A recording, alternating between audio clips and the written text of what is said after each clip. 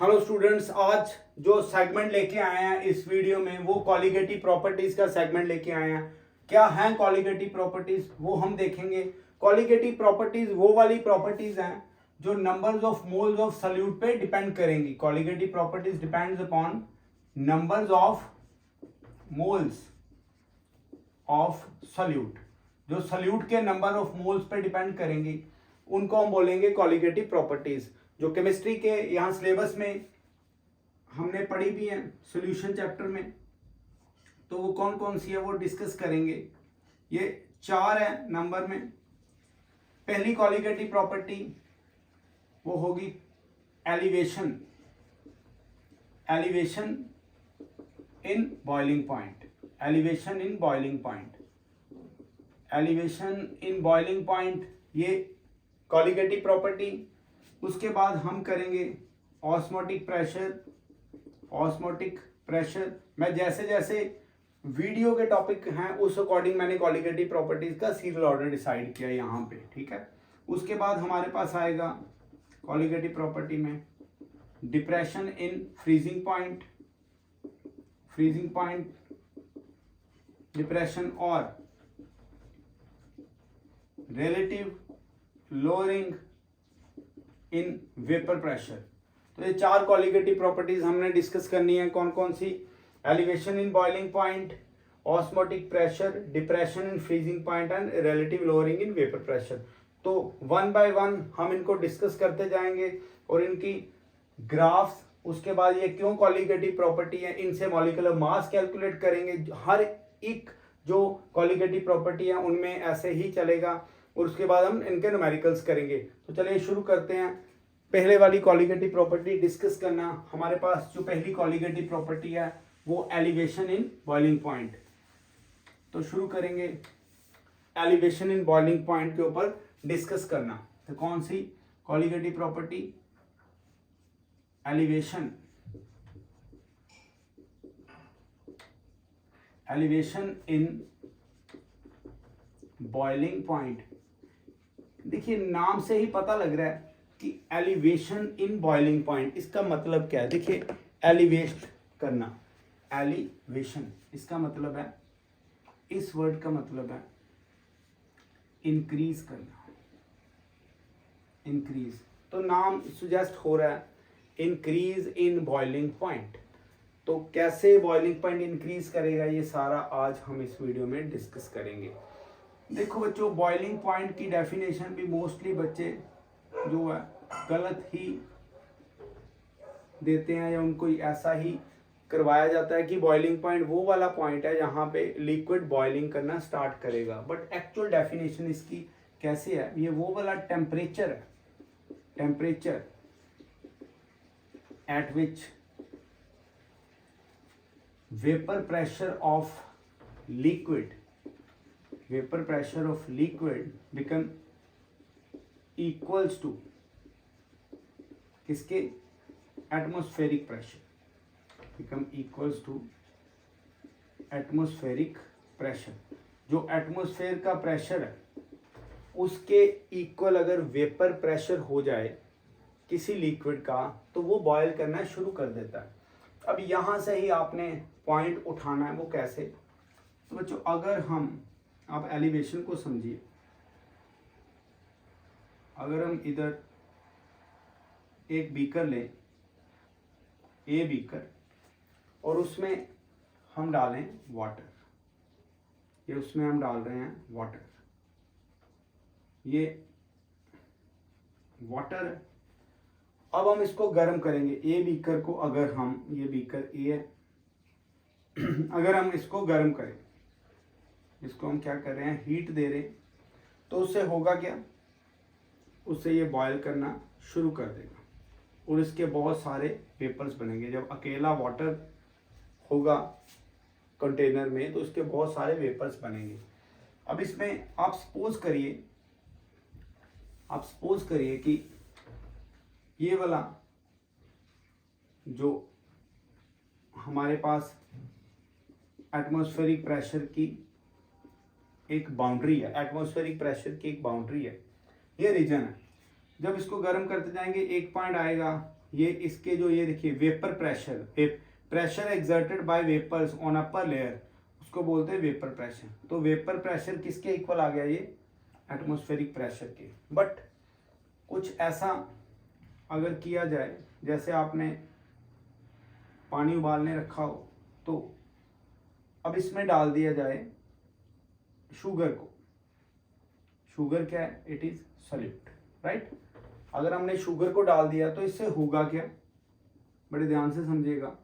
ये जो वेपर्स बन रहे थे ये लेस अमाउंट में बनना शुरू हो जाएंगे, क्योंकि ये जो सॉल्यूट पार्टिकल्स हैं, ये जो इसमें सॉल्वेंट के पार्टिकल्स की स्पेसीज हैं, उनके ऊपर ये अपनी जगह बना लेंगे, जिससे क्या होगा, ये जो सॉल्यूट यहाँ पे सॉल्वेंट मूव कर रहा था, ये ऊपर उठ नहीं पाएगा, जिससे इनका वेपर प्रेशर कम हो जाएगा। लेस वेपर बनेंगे तो लेस वेपर प्रेशर होगा।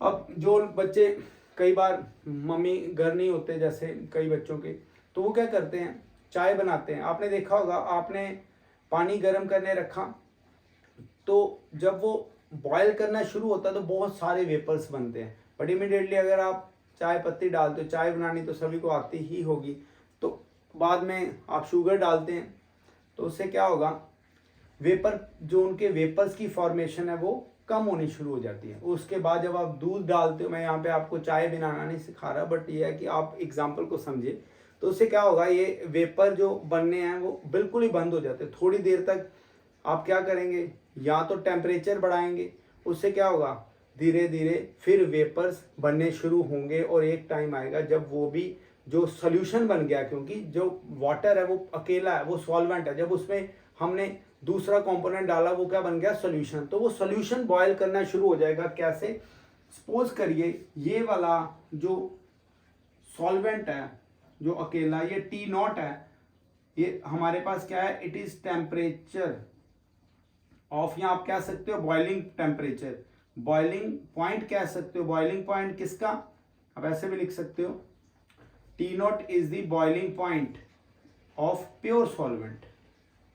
अगर आप प्योर सॉल्वेंट का बॉइलिंग पॉइंट इसको लेंगे, तो जब इसको और हीट करेंगे, और हीट करेंगे, जैसे ये T0 आप ले लीजिए 100 डिग्री सेल्सियस, फाइन, वाटर का बॉइलिंग पॉइंट 100 डिग्री सेल्सियस है, तो इसको अगर हमने एटमॉस्फेरिक प्रेशर के इक्वल करना है, तो इसका जो टेम्परेचर है, सपोज ये Ts आ गया, it is the boiling point किसका, ऑफ सॉल्यूशन।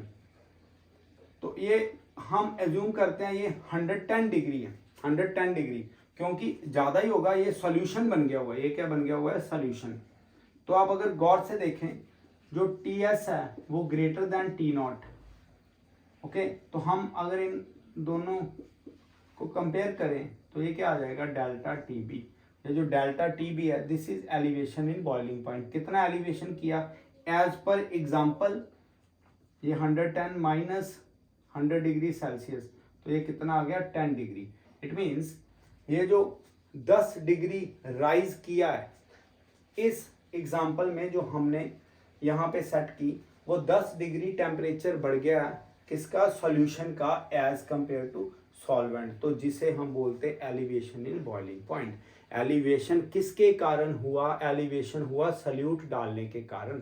हमने सॉल्वेंट लिया, वो 100 डिग्री सेल्सियस पे बॉयल कर रहा है, जब हमने उसमें सॉल्यूट डाल दिया, वो बन गया सॉल्यूशन।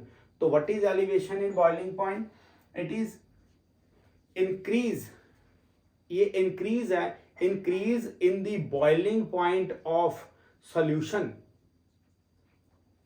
ठीक है, as compare to boiling point of pure solvent, denoted by delta TB।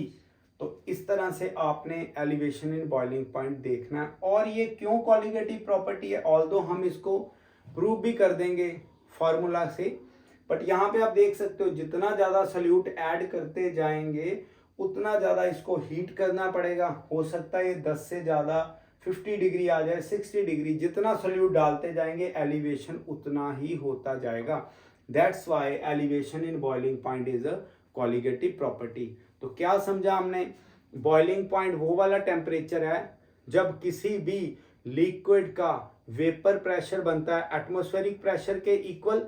अगर हम उस सॉल्वेंट में, उस लिक्विड में कोई सल्यूट डाल दें, उसके वेपर प्रेशर कम हो जाएंगे, हमें उसको ज़्यादा हीट करना पड़ेगा। जब हम उसको हीट करेंगे तो जब उसका वेपर प्रेशर सॉल्यूशन का एटमॉस्फेरिक प्रेशर के इक्वल होगा तो उस एलिवेशन को, उस इंक्रीज को हम बोलेंगे एलिवेशन इन बॉइलिंग पॉइंट। जितना ज़्यादा सॉल्यूट ऐड करते जाएंगे उतनी ज़्यादा एलिवेशन होती जाएगी। तो ये वाला हमने इसका अभी थ्योरेटिकल ये सारा पोर्शन देखा। अब हम इसका बनाएंगे ग्राफ। ग्राफिकल रिप्रेजेंटेशन से भी आप देखेंगे कि elevation in boiling point solution जो है वो ज़्यादा शो करेगा कैसे। अब देखिए, अगर हम यहाँ पे ग्राफ बनाएं, ये देखिए एक ग्राफिकल रिप्रेजेंटेशन लेंगे, ग्राफिकल रिप्रेजेंटेशन।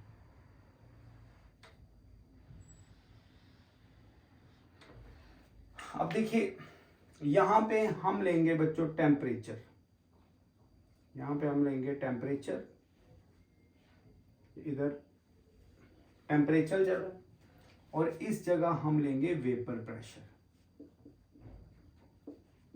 ये हमारे पास वेपर प्रेशर है इस जगह।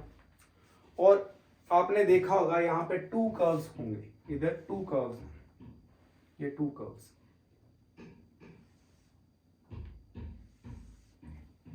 और ये वाला जो कर्व है यहाँ पे, ये वाला जो कर्व है ये वेपर प्रेशर है किसका, ये कर्व शो होगा सॉल्वेंट का, ये कर्व सॉल्वेंट का है, और ये वाला कर्व है जी सॉल्यूशन का, सॉल्यूशन का। हम इसको लेंगे ए, इसको लेंगे बी, हम इसको सेम कलर से ले लेते हैं, इसको लेंगे बेटा ए, इसको यहाँ तक बी, इस पॉइंट को सी, इस पॉइंट को डी। और हम अगर और थोड़ा इसको कलरफुल करके चलें तो ये वाला पॉइंट, हाँ ये वाला पॉइंट, ये देखो ये एटमॉस्फेरिक प्रेशर है, दिस इज एटमॉस्फेरिक प्रेशर।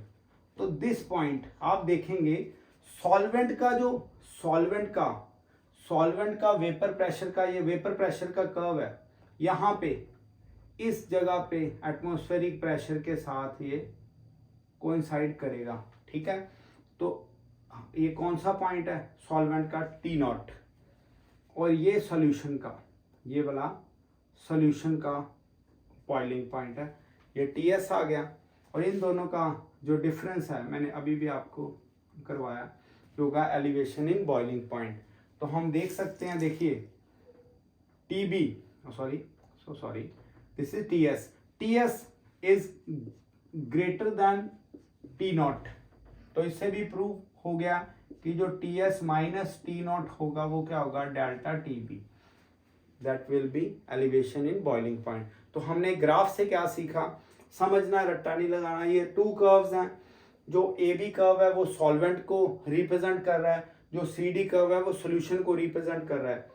अब इन दोनों कर्व्स में देखिए सॉल्यूशन का कर्व, ये भी बड़ा पूछते हैं कि सॉल्यूशन का जो कर्व है, ये सॉल्यूशन का जो कर्व है वो इसके लोअर साइड क्यों है, सॉल्यूशन का कर्व इसके डाउन साइड क्यों है, क्योंकि हमने अभी देखा है कि सॉल्यूशन का वेपर प्रेशर हमेशा ही प्योर सॉल्वेंट से कम होगा due to addition of solute. इसलिए एक तो इसमें ये पॉइंट बनता है कि सॉल्यूशन का कर्व डाउन क्यों है वेपर प्रेशर का, क्योंकि इसका वेपर प्रेशर कम है as compare to pure solvent. दूसरा आप देखिए हम इधर से जा रहे हैं तो ये T S greater than T naught, तो ये भी एलिवेशन बॉइलिंग पॉइंट यहाँ पे प्रूव हो गया।